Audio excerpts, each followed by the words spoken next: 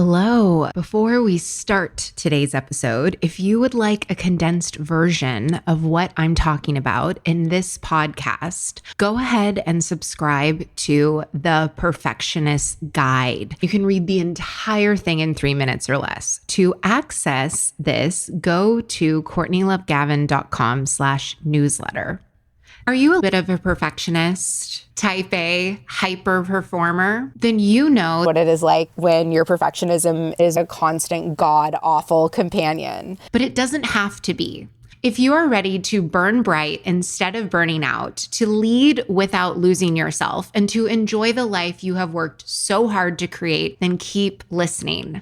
I'm your host, America's leader on rewiring perfectionism, CLG, and this is Perfectionism Rewired, the podcast. Welcome to Perfectionism Rewired. This episode, it's going to the root of what is underneath the ruminating, the people-pleasing, the overthinking, the catastrophizing, the reassurance seeking. I'm going to give you questions to ask yourself so you can really understand how this root cause is actually impacting you.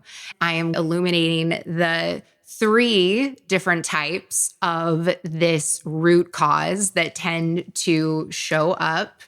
And yes, there's an awesome acronym that I created. And then I am walking you through exactly what to do when the ruminating, the people-pleasing, the overthinking, the catastrophizing pops up, and how you can redirect in a very useful and productive way so that you can get the relief that you deserve.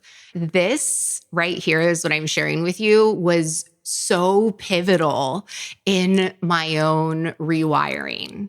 This was one of those things that when I found out about it, I was like, oh, this changes everything. Like, oh my gosh, now I finally know why.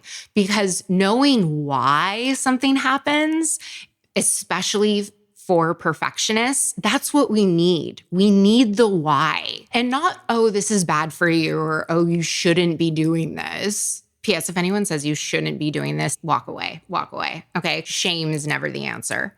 So with that, let's get into the episode. As perfectionists, if you tend to catastrophize or ruminate or overthink, instead of being like, oh, why am I doing this again? It can be helpful to be like, oh, okay, my brain is going this way because 1, that's what it knows. And 2, because it's a form of reassurance. Just like when you think about a kid, they have their binky or they have their blanket. Why? Because it gives them reassurance. As human species, we might get older, but we just get more sophisticated with our tools. So instead of a binky or a wubby, you have rumination and you have catastrophizing and you have overthinking and you have people pleasing. And like that isn't a problem, okay? Because we were all children. It's something we all have in common. We all wore diapers. We don't wear diapers anymore. We can feed ourselves. We no longer have to be burped after our meals.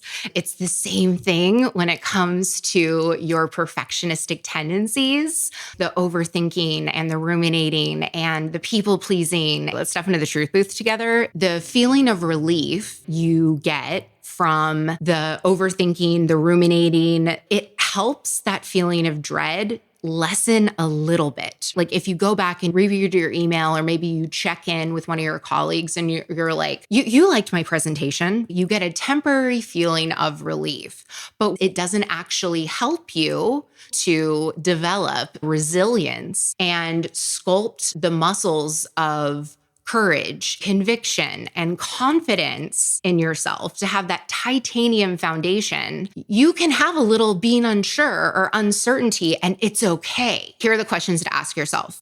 Do you ruminate? Do you catastrophize? Do you ask other people for their opinion when you're feeling unsure? Are you constantly monitoring your body to make sure that you are okay? Like, are you always looking at your heart rate and your health stats, or your oximeter, or your Oura ring?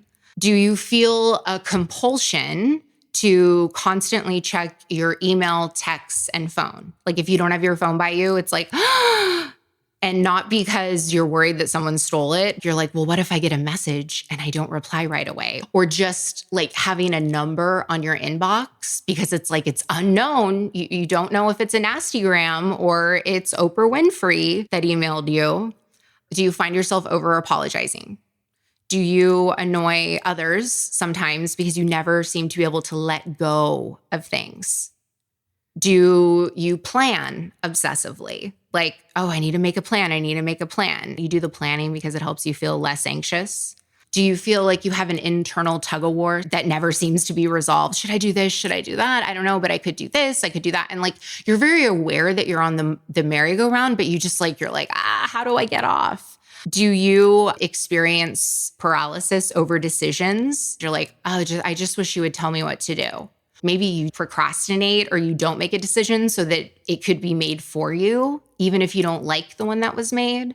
But it just like gives you a little bit of relief because you didn't have to make a decision because you're worried that you need to make the right decision. And so even if the decision turns out wrong, at least you know that like you didn't make it, like it was made for you.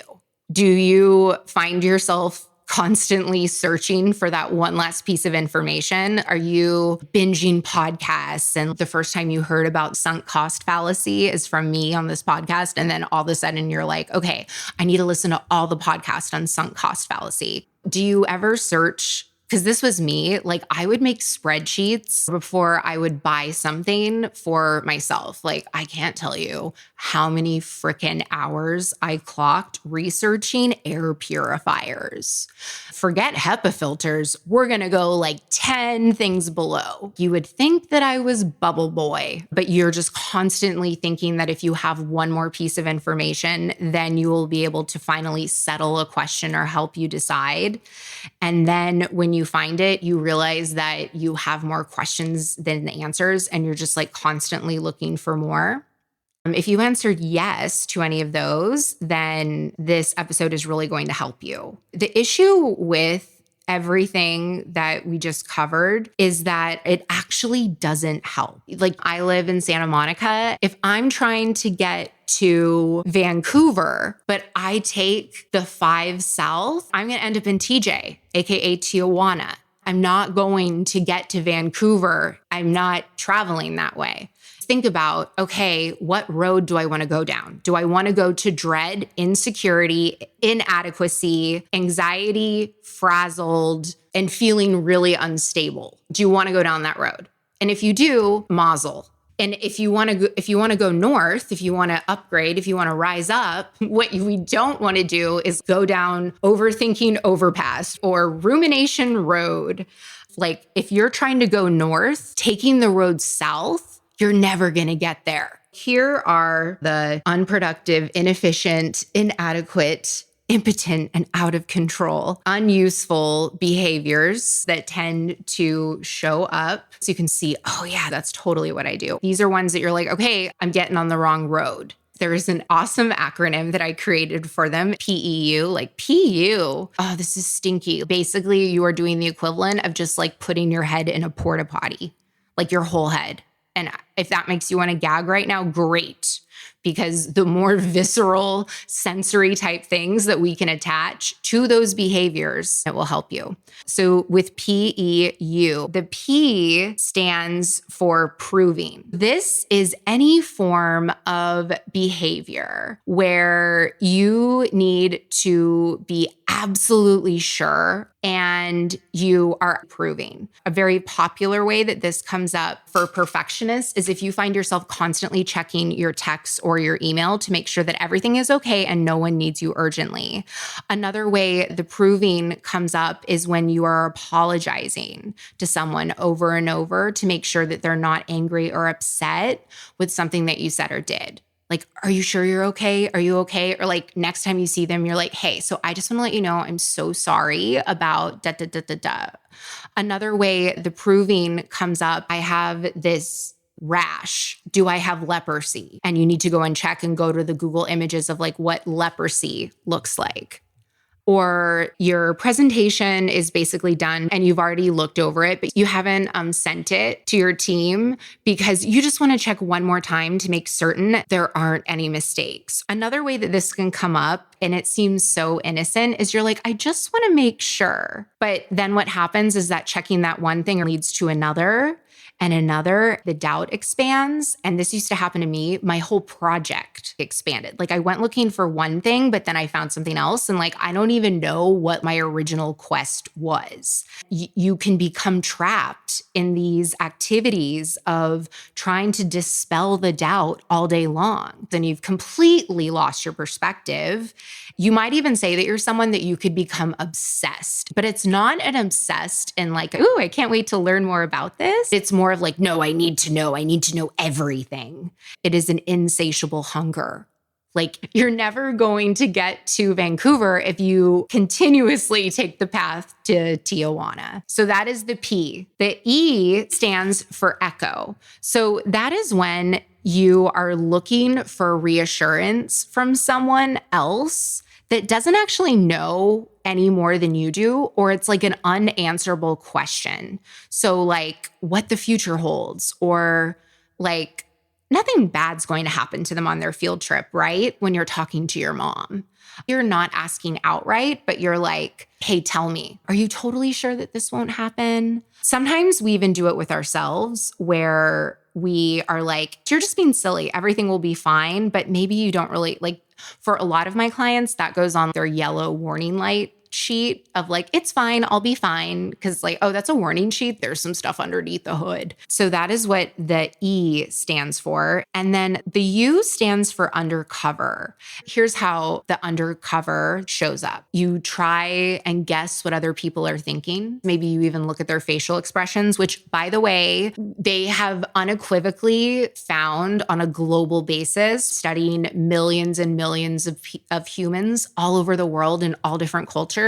You cannot actually tell what people are thinking based on their facial expressions. Scientifically, like on the inside, there is no unique fingerprint where they can say, if your posture is like this, if your eyes are down, thinking about the look on your boss's face, PU. Another way that the undercover shows up, if you are constantly planning or obsessively trying to like solve something that's really bothering you. It can be so automatic and habitual that you don't even realize that you are seeking reassurance. It's like, okay, if I feel doubt, this is what I go do. If I feel dread, this is what I go do. If I'm unsure, this is what I go do. Lying in bed at night, trying to come up with the best, perfectly right response to what an anticipated conversation, all the different ways that it can go, trying to convince yourself that by having this script to use, you will totally achieve your goal, no matter what the other person says or does. Escape planning is another way that can be totally undercover, where you just think that you're really prepared. Maybe you even ask yourself, like, what are the chances that this will come through? What are the probability? It's any way that you basically try and soothe yourself with the doubt. A lot of times you're constantly trying to predict what other people are going to do. You might even be embarrassed to like ask someone directly because you feel that you should already feel confident about this. You'll say something like, love you, but the undertone of that is like, do you love me back? That's what you're thinking when you do it. Or my clients will be like, this was a really good coaching session. And then I won't say anything. And they'll be like, wasn't it? You thought this was a good coaching session? Or you'll say like, I didn't offend him, when you're like talking to your partner, but underneath that, you're thinking like, did I? It's like that puppy dog tail. You're wagging, you're like, just pet me, just tell me it's okay. So that is the PU path. When you find yourself physically doing things to prove it, it's when you are looking for an echo, going to other people, asking them questions, could even be Dr. Google that you're going to, or it's undercover, it's covert, it's the ruminating, and it's trying to predict. With PEU, all of these behaviors, it's an attempt to reduce the anxiety, which, hello, yes, we want to do. But what it really is doing is it's avoiding the uncertainty. Like, if I don't overextend myself and people please all the time, then how will I know they're not mad at me? The root cause is, I don't know how to deal with this feeling of uncertainty or doubt or dread. All of these relief tactics are failed attempts to reduce uncertainty. You might do it temporarily, but long-term, it's not there. It would just be like if you have heart disease, you are like, but I'm just going to exclusively eat full-fat whipped cream cheese and dip flamin' hot Cheetos in it. Like, that's just what you're going to do all day, every day. Yeah, it might make you feel better in the moment, but all that you're doing is you are making the heart disease worse. These behaviors that perfectionists take, it's the same thing. What I'm saying is like, hey, you can do better than that. Walking you through exactly how you can redirect in a very useful and productive way so that you can get the relief that you deserve, free from the dread and the doubt and the anxiety and the overthinking. Productive relief. Productive relief leads to an action plan. Example of useful relief is, let's say you are redoing your kitchen. It's over 100 years old and you're worried you have lead paint in your house. What do you do for relief? Instead of looking up all of the things about lead and what are the signs and maybe do I have it, you test and then you're like, okay, there's no lead, and that's it. You know that you are in useful, productive, and additive relief, the kind that brings you sustainable stability and sereneness. Here's how you know that that's happening. After you take the action, it doesn't raise new questions and doubts. It can be as simple as checking once. Yeah, that email went through. That's it. If it's like, oh, well, I need to check this. I need to check this. No, you don't actually need to check that. That means you're turning around, you're going south, and you're headed towards Tijuana. Also, useful relief doesn't spin you round and round. It's not thinking about the same issue over and over again. As perfectionists, it's just natural to accept a very skilled ability to have a vision and a compulsion to bring that into reality. That is why perfectionists are what make the world go round, especially when you are owning your perfectionism instead of it owning you. You're not mediocre Molly that can just be like, yeah, things could be better, but okay. I'm just going to settle over here, eat mashed potatoes and vanilla ice cream every night. Like, that's not you, okay? So, like, knowing that it's helpful to know the way that your neurons are wired is naturally to see something and want to do something about it. That is what makes you brilliant. You have a Ferrari drive. Let's stop grinding your gears. Let's say that you are very concerned. You hurt your sister's feelings. You are really worried that you might have slighted her in some way, that she might be upset with you. So there are two ways that you can go about this. If you're new to playing the game of life as an empowered perfectionist, would be to ask her.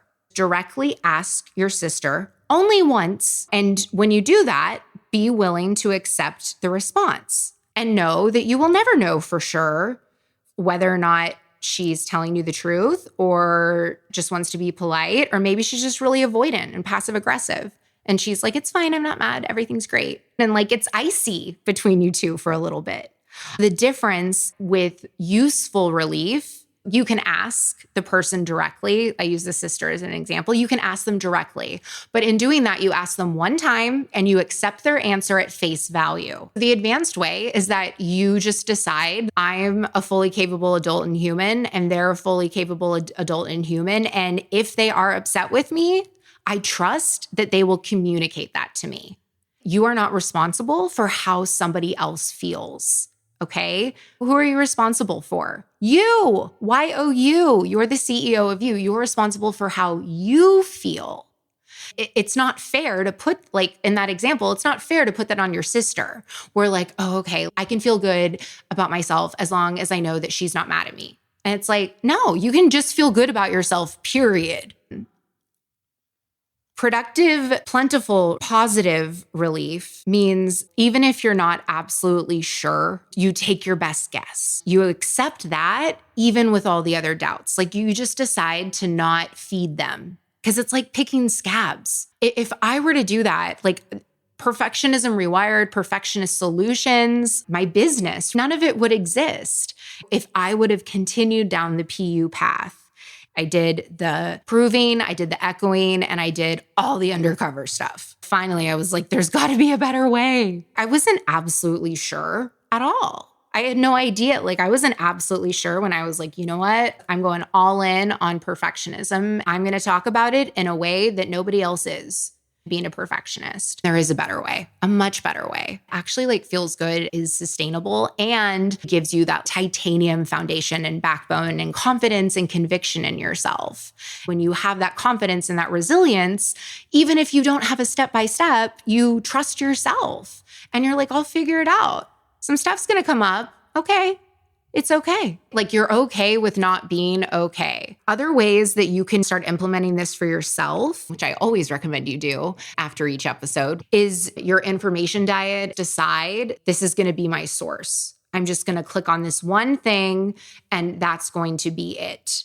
Instead of being like, oh, I have 42 open tabs and I need to read all of them before I come to a consensus. Also, sometimes these behaviors, like my perfectionistic tendency to constantly research, will come up all the time. But then I get present, I notice it, and I'm like, oh, I have enough information. And then I just like close all the tabs. You become CEO of YOU and you're just like, okay, yeah, no, we're just going to go with this. Because also, this is the part perfectionist clients that I work with are like, oh my God, you're so right. The way that you become free of the doubt, the dread, and of the anxiety is that instead of relying on being over-prepared, knowing everything, checking in with everyone, that is so exhausting, so exhausting. And I know that because I've been there. And if you are there right now, I just want to let you know, hey, you don't have to live that way anymore. There is a better path instead of the PU path. Instead of being like, I'll be okay as long as everything goes according to plan. What you can have is that even if all the things that you are planning goes awry, or one person emails you and then it just throws your whole day off, you can have the stability within yourself that you don't get shook by that anymore. White knuckling your perfectionistic tendencies is rough. You have other options. You have useful options to seek relief that is better for you long term. Like relief that gives you resilience, relief that gives you confidence, relief that gives you clarity, relief that gives you direction in yourself so that you can be developing and sculpting that muscle of like, hey, I got me. And as long as I'm here, I know that I will figure it the F out. Instead of, oh no, I have the step-by-step right here. You're just like, I'll figure it out. I got this. You're able to be flexible instead of rigid and clenchy. So you can like let go of, I need to know everything. I need to do everything. Instead, you can just be like, I'm here. You do not have to white knuckle your perfectionistic tendencies. And if you feel like you are, I invite you to come work with me one-on-one inside of Perfectionism Optimized, where you will learn how to be totally in charge and in command of your life, which means that you will finally stop trying to desperately control how everyone feels about you. You just stop trying to control and you actually become in charge of your life, because there is a big difference. You get to redefine what you want for your life to be about, what success means to you. We meet you where you are. So it's not like, oh my gosh, I started coaching with CLG and now I need to make 10 hours a week for my homework. No, it's not like that. We integrate it into the things that you are already doing. You begin to feel more calm and confident when you're getting your kids ready to like go to daycare in the morning. When you're like, oh shit, this is a challenge, we get to figure it out together. And you come out on the other side stronger, more confident, and more capable. You have a lifeline so that you never have to wait until you have a coaching session to get guidance. You can text me at any time. We're going to go deep, and not deep like what happened to you when you were 5 years old, but deep into like, hey, let's solve it at the source. So everything in your life is a ripple effect gets better. We don't even need to coach on your relationship. Your relationship will improve. The tools that you learn in interoceptive awareness massively improves your sex life. Why? It helps expand the areas in your brain and routes that let you have more pleasurable orgasms. However you identify, we all have orgasms. The interoceptive networks responsible for that are going to be strong and like lit up. We're not doing sex coaching, but your sex life gets better. So if you want this for yourself, then go to CourtneyLoveGavin.com.